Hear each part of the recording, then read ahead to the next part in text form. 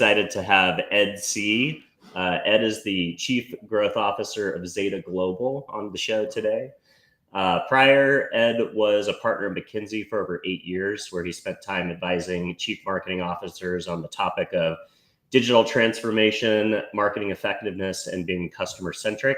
And prior to that, he had leadership roles at Deloitte and IBM. Ed, thanks so much for coming on and chatting with us today. Dylan, great to see you, and thank you for taking the time. My pleasure.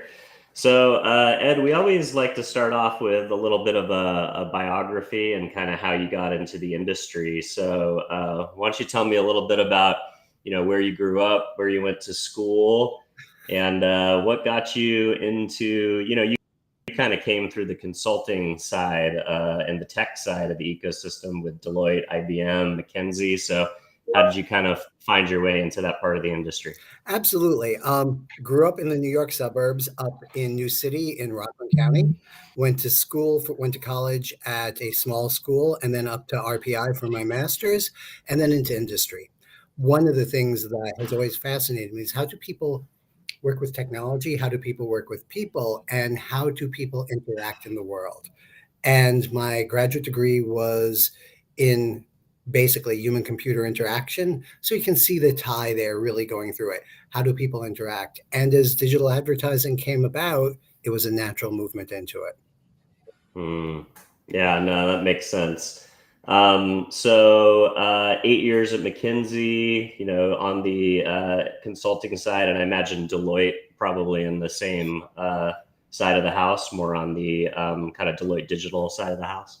Yeah, on the Deloitte digital side of the house. And one of the big things there, and I know that people always ask, is how do you go from consulting into an operating role? And one of the big things here, and the theme that made it easy, was I've been out there advising people on the what should they think about and how should they do it. Now I get to help them actually go do it with what I do here. So it's actually moving from advising into helping companies actually execute with tools and capabilities that really allow them to take advantage of all the great things that are out there now and all the great capabilities that are there. Love it. So what got you excited about Zeta? You've spent a lot of time inside of large organizations and doing, like, as you said, the advisory role for marketers to be better at technology and kind of going through digital transformation. What was appealing to Zeta, as I know it's a relatively new role for you, if I'm correct? About 7 or 8 months now. Yeah, what really excited me was a couple of things. When you zoom out and you think about marketing, what is a marketer's job? Lots of people say it's about advertising, pulling this lever, pulling that lever. It's really about one thing: producing profitable customers and maintaining those profitable customers. Then as a marketer, what do you need to do that? You've really got two big levers: set preference, buy my whatever over somebody else's, and premium, do it at the price point that you've committed to the business. Sounds pretty simple. How do you actually make that happen? There's really 4 big things that a CMO needs to be able to do if they're going to deliver on that profitable customer promise. The first one is being able to recognize a pocket of opportunity. Makes sense. Then being able to reach that pocket of opportunity, being able to deliver something relevant to that pocket of opportunity, whether it's messaging, product, price, offer, whatever it is, the 4 Ps. And the final part is to make sure that you can demonstrate the results.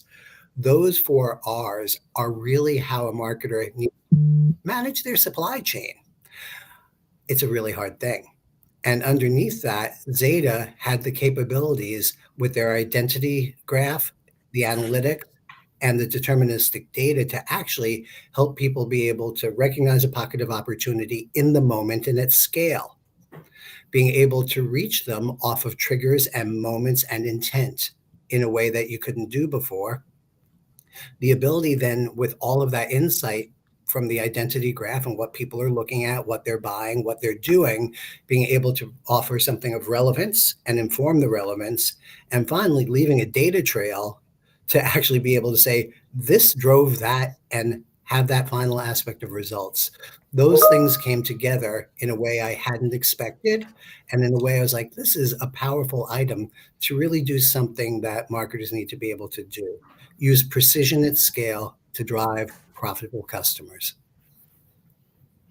That's really interesting. So, would you say that this is a modern evolution of? Is this a capability that wouldn't have been possible in X amount of years because AI and the technology hadn't quite caught up? Like how recent is the ability for Zeta to leverage some of these tactics that you're walking me through today? The idea of the identity graph and being able to go after these triggers at scale. Is this a relatively new innovation?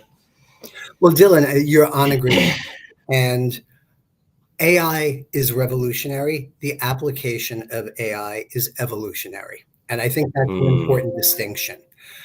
Marketers are still in the business of managing a human supply chain, supplying people to the business as profitable customers. That's what they need to do. And how do they do that? Through a series of small nudges that influence behavior, setting that preference, managing that premium. They've been doing all of these things for years, but frequently delayed in time. We had panels, we had marketing research to identify the pockets of opportunity. We would use classic advertising, do a production ad, run it, see how it did 6 months later. All of these things were being done, but they weren't being done with the speed and detail, the precision that can be done with AI. And that's the difference. So all of the concepts that a marketer had before have been accelerated and evolved due to AI and what can be done immediately. Marketers have been working, and I smile when I hear about AI agents. Marketers have been agencies for years. I was working with one of my clients recently. They're like, I get the idea of prompts. I have been writing prompts called briefs for the last 2 years. And when you think about those things, it is doing what we did better, faster, smarter. Yeah, no, that's really interesting. The idea of a brief, or just how do you set the positioning so your network of partners? A lot of CMOs are managing many different agencies that all have to be kind of marching in the same direction, and AI is essentially a way to kind of write those briefs and distribute that overall marketing plan down to a team of many different channels that you're trying to put out messaging, and it allows you to do it more at speed, and it kind of concerting the whole thing. Absolutely. And Dylan, it's at speed and at scale. That's the other piece of it. Speed and scale coming together allows you to do it in a way you couldn't do before. You'd have to, the old spray and pray bit, put something out there, see how it did. Now with precision at scale, you do it fast, you get a read, you adjust in as close to real time as you can. And that makes a difference. Recently I was facilitating a group of CMOs, and somebody said, one of the CMOs was like, aren't you scared of hallucinations? That same CMO who had said, well, it's really like a brief is like writing a prompt, said, have you seen what I get back sometimes from a first brief? Okay, I can see that. So one of the things here is really this aspect of being able to iterate quickly, discover what works, have a meaningful hypothesis, test it, create the results, see the measurement, and adjust. It's a conversation no longer delayed in time. It's a conversation between a marketer and a brand and the consumer in as near real time as you're going to get.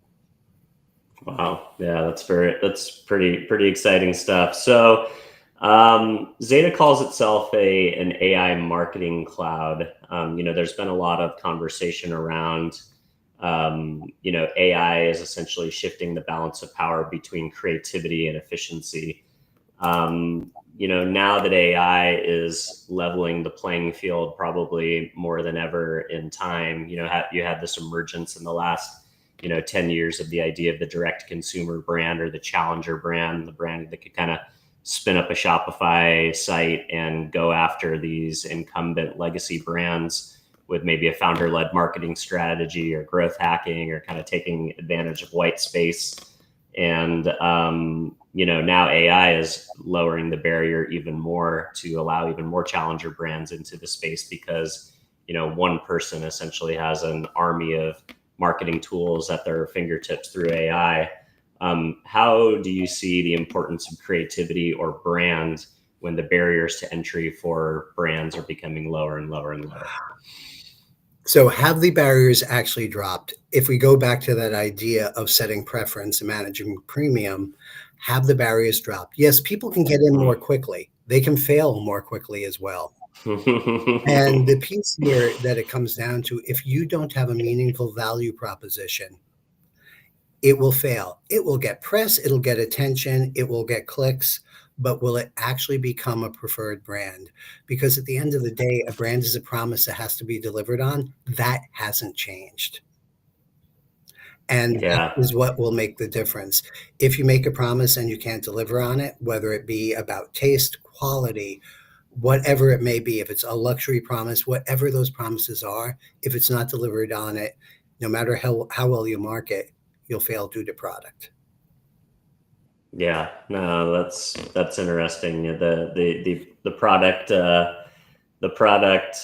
promise has to deliver what the marketing messages are, and just because you can bring something to market quickly doesn't necessarily mean the customers are gonna take you up on it. So, there are still a bit of hesitation inside of large corporations around AI, especially as it pertains to creative because of things like copyright and other potential red flags.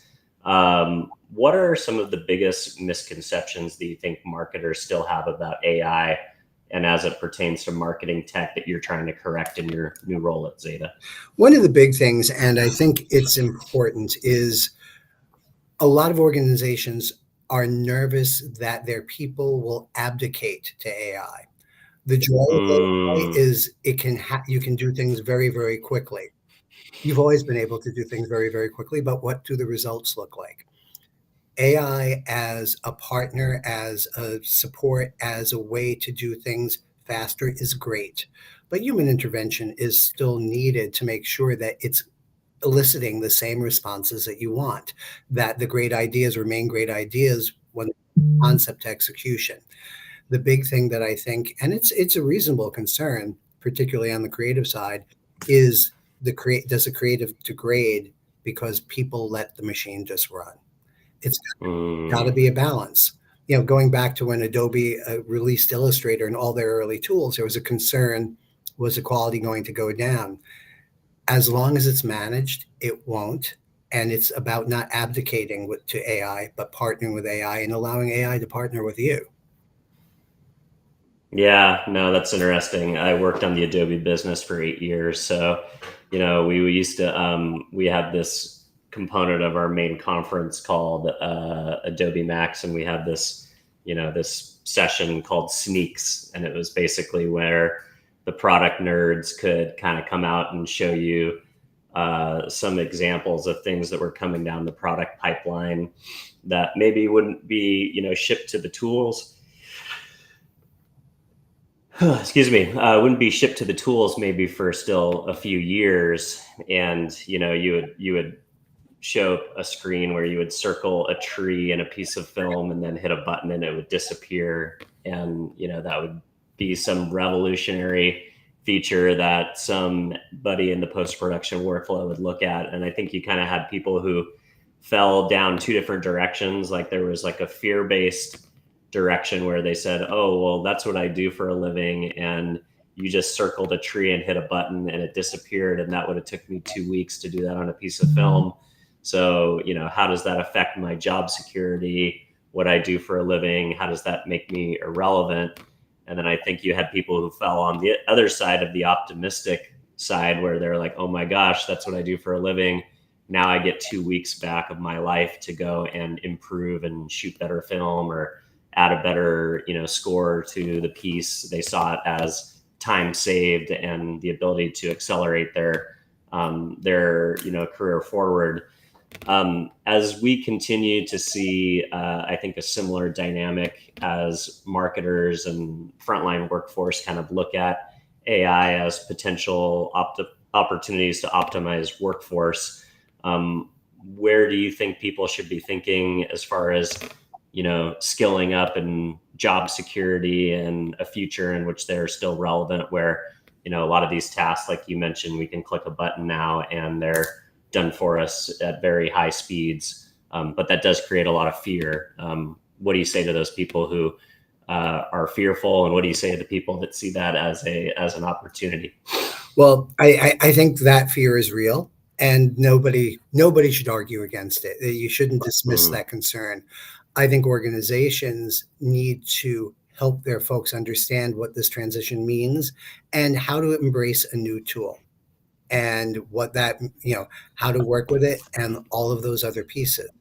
Whether you're doing it internally or you're learning from having your agencies or partners do it for you and with you, all of those things make a difference. But people do need to do the introspection themselves and say, will this better tool impact what I'm doing? And what new skills do I need to bring to the table to stay relevant? But that's not new.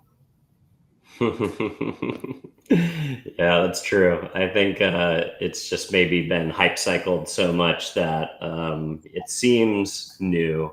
But yeah, since the dawn of technology has been disruptive, both for good and for bad purposes, mostly good, I would say.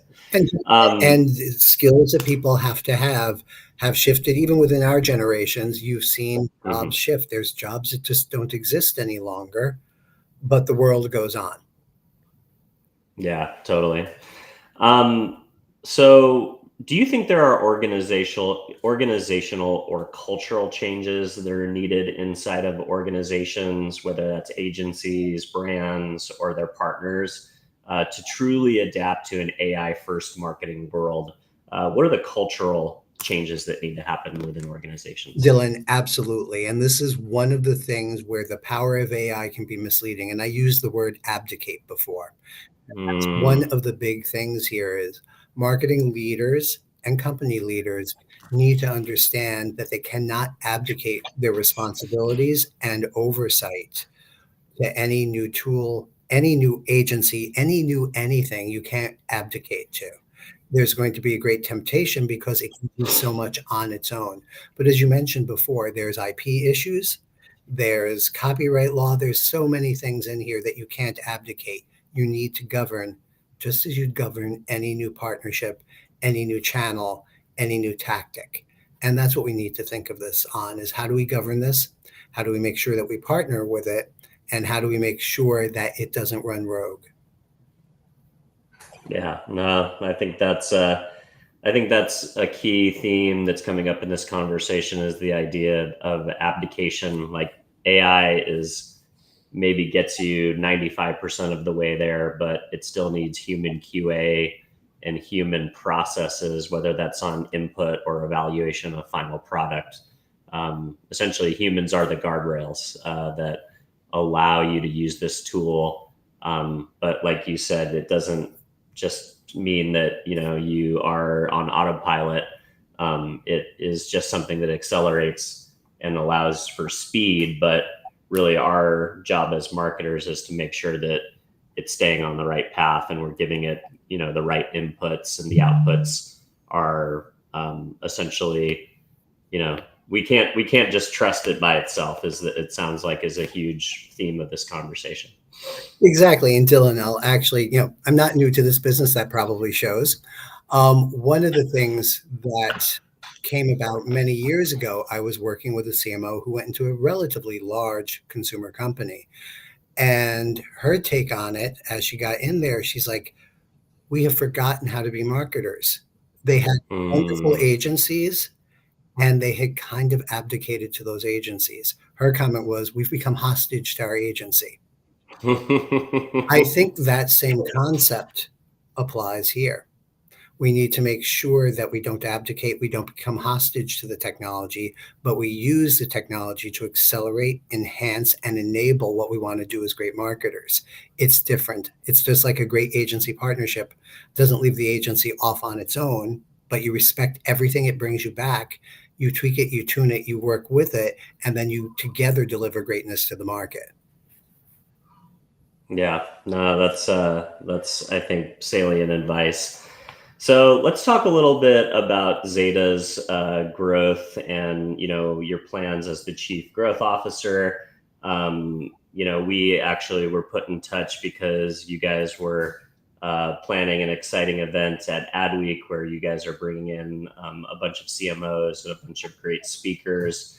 So, in the role as chief growth officer, how do you think about scaling Zeta's global footprint, especially given the diverse, marketing needs of different clients, regional differences? How are you guys taking Zeta to market and trying to onboard new brands and new customers? Absolutely. Zeta has a tremendous footprint. We are probably one of the largest, yes, yet not necessarily always known in the C-suite Hmm. capabilities. Now, with the focus on AI, it's something where we can go in and begin to work alongside CMOs even more than we have in the past and say, how can we light up that supply chain for you? The ability with deterministic data and that identity spine is absolutely incredible. And what marketers are looking at here is saying, okay, in the past, I've had marketing, I've had advertising, all of these different things, fragmented channels. All of those are actually artifacts of how we had to use tools and partnerships in the past. Now marketers saying, my goal is that profitable customer. That goes back to Peter Drucker saying that that was what marketing's goal was, and that actually they need to focus on that. And now they can start saying, how do I manage my touch points? All of those small nudges to people to be able to do this. Advertising begins to blur with marketing, and it becomes just a series of touch points that, driven by and assisted by AI, allows people to manage and influence across the full customer journey. Those artificial separations that we've had between owned, earned, and paid are going to begin to melt away. It's all going to be, Hmm. how do I talk to Dylan to help him fulfill the needs that he has for whatever product or service or whatever he's looking for? And how can we support his choice, develop our brand, and deliver on that promise? Yeah, no, that's I love that idea of owned, earned, and paid kind of disappearing. I think that's an important point in a world where consumers are more and more hostile to the idea of marketing messages interrupting them during the process of getting to the content that they actually desire to consume, watch, or be entertained by, or be informed by, or be inspired by. They want to interact with brands that are actually part of that process and part of that customer journey. They don't want to have to deal with brands as a pit stop on the pathway to get to whatever that piece of content that they actually want to see or want to interact with. What do you think is the state of just advertising as an interruptive experience versus a holistic experience, a brand experience? And is AI going to accelerate the speed in which we maybe see some of the old models of advertising from an interruptive perspective fade away? And like you said, those lines blur more and more. Well, one of the big value props that we see out there, or one of the big things that we think is happening, is that convergence. And we believe it's creating an opportunity for the CMO to manage that space very, very differently. Let's face it, the way we talk about owned, earned, those are all really about the way we bought stuff. We act, and now it's going to be about how do we reach those pockets of opportunity. You can already see that happening from CTV to SMS, all these different pieces where it's becoming integrated more into the journey. It becomes more supportive. And really, how does it help you get to the task that you want? Advertising and storytelling is still going to be important. You got to get Mhm. interest from somebody. You got to be able to tell the story. The way that story evolves and the way that story is told across those different touch points is going to change. But yes, I think that we see advertising shifting, its role shifting, and the way people encounter all the different touch points moving into something that's far more immersive, far more tied to AI. I mean, if you look at AI just on search now, in the space of 2 years, that has changed massively. Yeah, search seems to be a probably the most disruptive place in which AI has made a lasting imprint so far, or at least that marketers are talking about all the time, and they can kind of feel this whole world of organic SEO and Google optimized SEO. Clients talking about seeing 40%, 50% drop offs. I did an interview the other day where I was informed that Walmart.com is now seeing 10% of traffic coming from agentic search versus traditional Google search. Do you see Google's monopoly on kind of the search world being impacted by AI? Will we see a world in which Google won't be the dominant force in people going to look for information in the future? So I'm never going to ring a death knell for Google. Let's face it. They have always been able to adapt and adopt and lead and sometimes follow. So I think the role they'll still be there. The agentic aspect of things and the agentic aspect to finding things, let's call it search, is there and is going to only grow. And agents will talk to agents, and we'll see agentic shopping. We'll see all of those different pieces continue to evolve. But I think that the major players will remain major. They'll be disruptors. And we've always seen the industry, go ahead. Some things will win, some things will lose, but we'll continue to see the need for brands to reach people always be there. Yeah.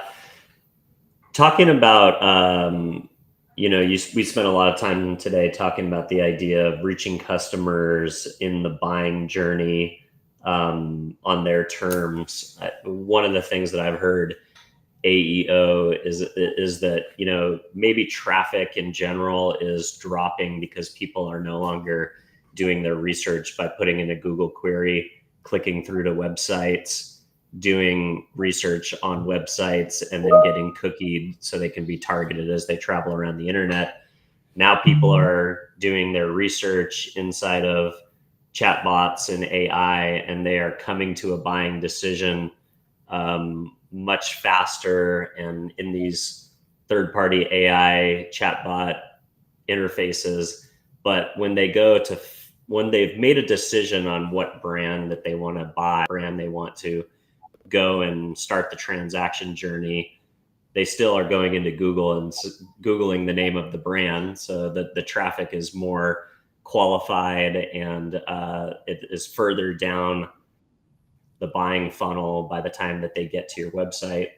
Do you think brands are going to need to optimize for a world in which consumers are coming to them way more ready to transact because they've done their research elsewhere?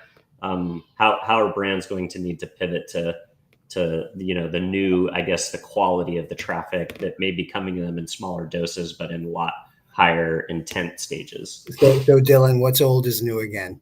Let's face it, people researched before Google, people researched your friends, family, the agents that they were interacting with. And now it's going to be, if I'm a CMO, I'm going to be looking at how do I make sure that my brand is present and well presented to all influencers, and the agentic world is yet another influencer. So you have to make sure that you understand how the agents will be looking at things, making sure that your brand value is coming through clearly, because people will be more prepared. And just like you would always make sure that your brand reputation is strong, you now have a new stakeholder in the AI side of things. Yeah? Yeah, that's interesting. And, I've also heard, because of agentic search, certain channels that maybe weren't as prioritized in the past, PR being maybe one of the primary ones, is having kind of a moment because they need these backlinking strategies, or they need these citations in traditional and trade press. Are there any other channels? Quora is one that I've heard is kind of having a moment, becoming more relevant again. Are there any channels that have surprised you, that have resurfaced from a priority perspective for marketers in this world of agentic search, where brands need to be thinking about certain things again more than maybe in the past? Well, I think PR is a really great example. Is Let's face it, people were thinking PR in its old school way was kind of dead or fading. Mm, And right now, it's again about getting your brand reputation out there and making sure that it's pervasive.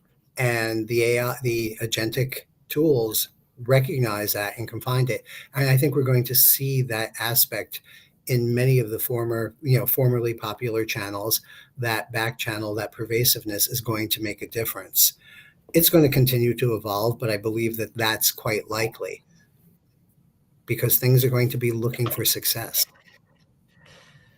yeah, no, that's interesting. Yeah, like PR and some of these other channels, and I've heard Reddit, TikTok, and YouTube.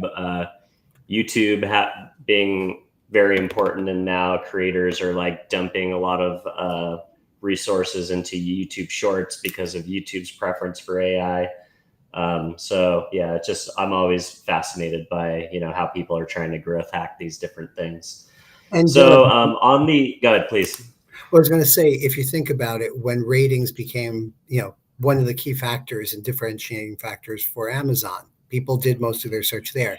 It's all about the reputation expressed in different ways, whether it's expressed in ratings on Amazon, expressed in presence for, if we're talking apparel and luxe from beauty publications and related PR, all of those sorts of things are going to still matter. It's just the agentic capability will be able to search or find all of them and help you understand more how the brand is being reviewed out in the world.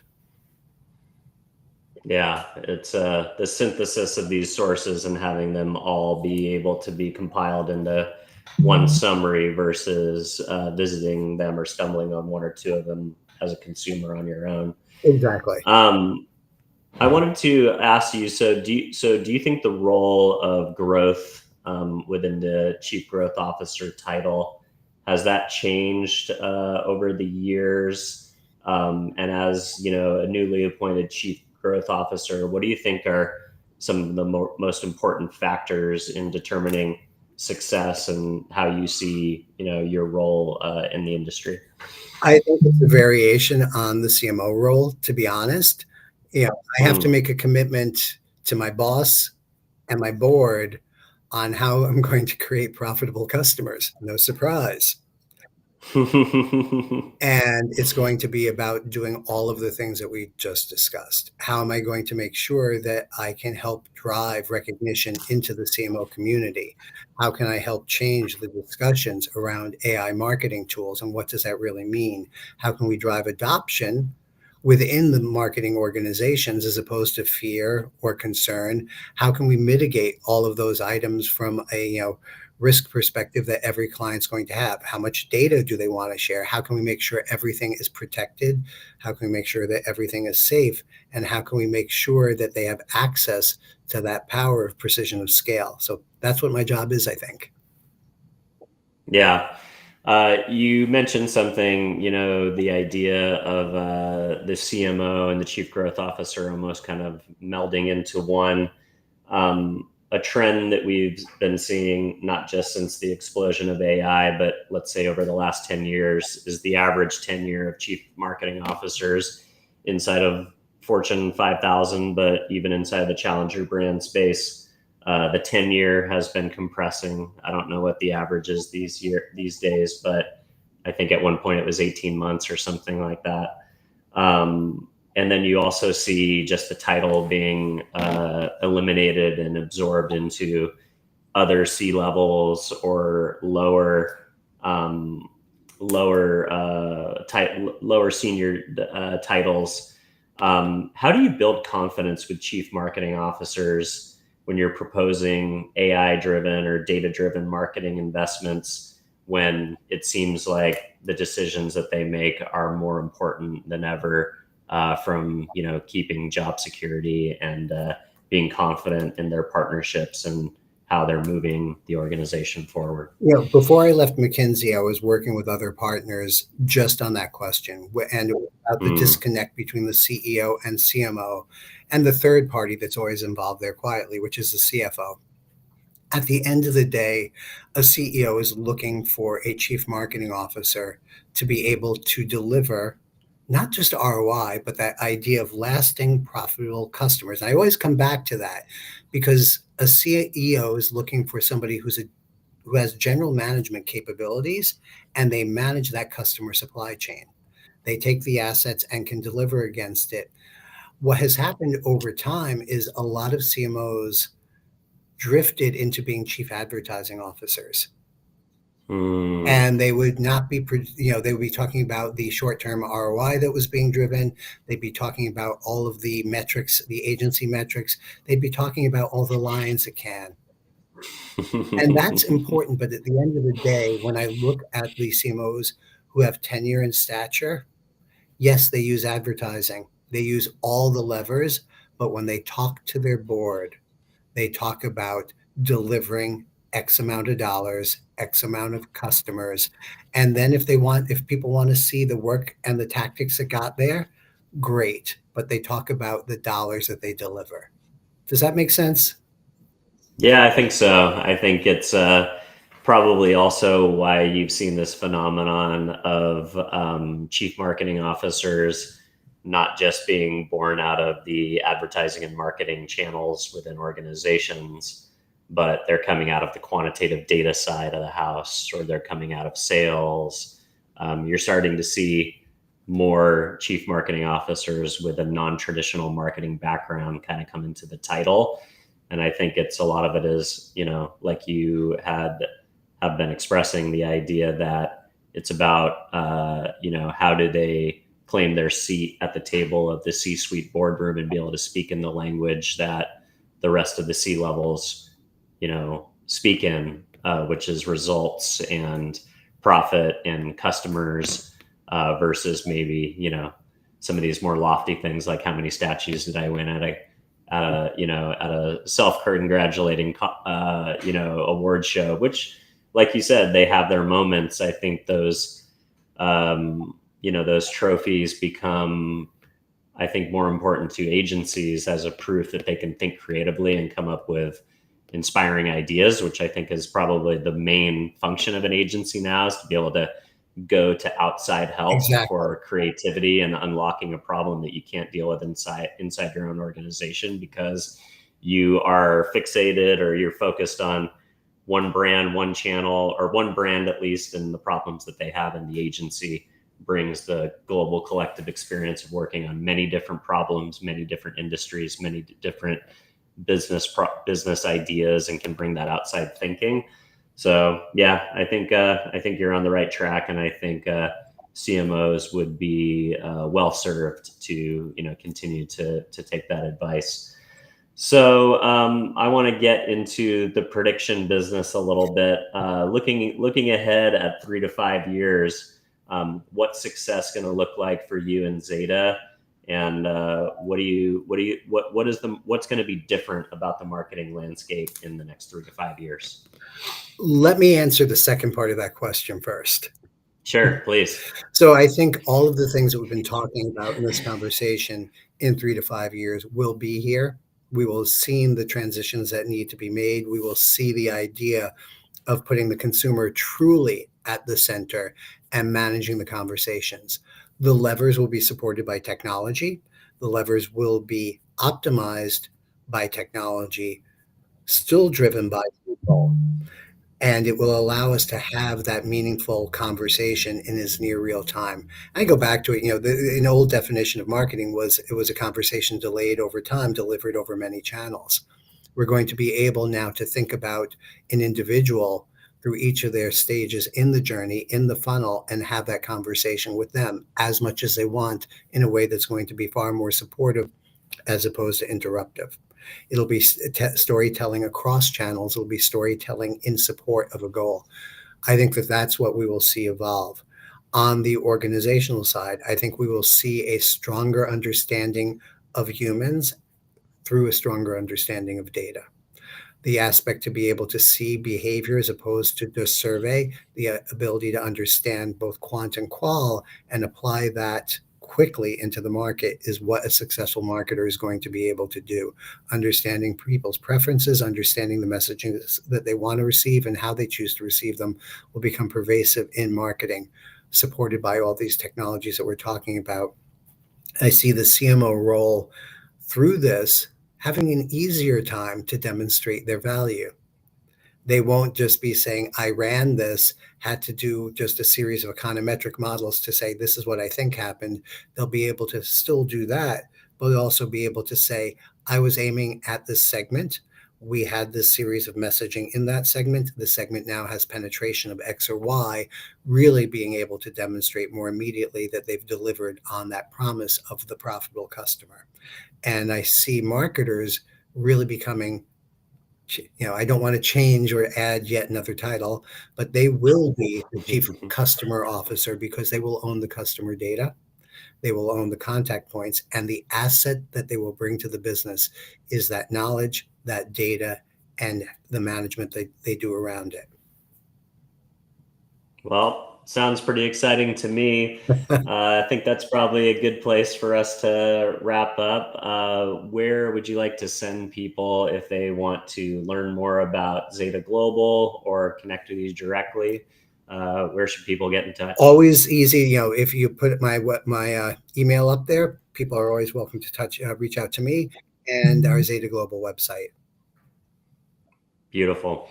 All right. Well, for everybody who's watching at home, if this is the first time that you're tuning into the Ad Podcast, don't forget to give us a subscribe or a follow. If you're listening, whatever podcast platform you're listening on, an honest review is the fastest way for us to find an ever-expanding audience.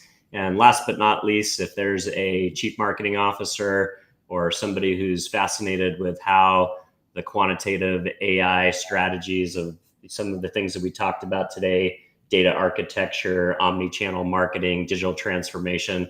If you know that somebody would be interested in the conversation that I had with Ed today, don't forget to share the show.